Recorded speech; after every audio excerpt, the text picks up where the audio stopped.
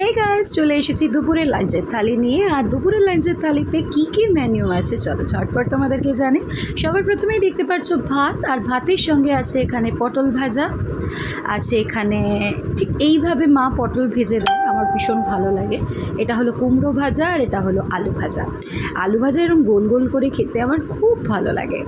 তো এটা হলো 3 রকমের ভাজা আছে। এখানে তোমার ভেটকি মাছ আলু দিয়ে ঝাল ঝাল, এর গ্রেভিটা করেনি, হালকা একদম গা মাখা আর কি। এটা হলো এটাকে কি বলে, ভোলা মাছ, ভোলা মাছ, হ্যাঁ।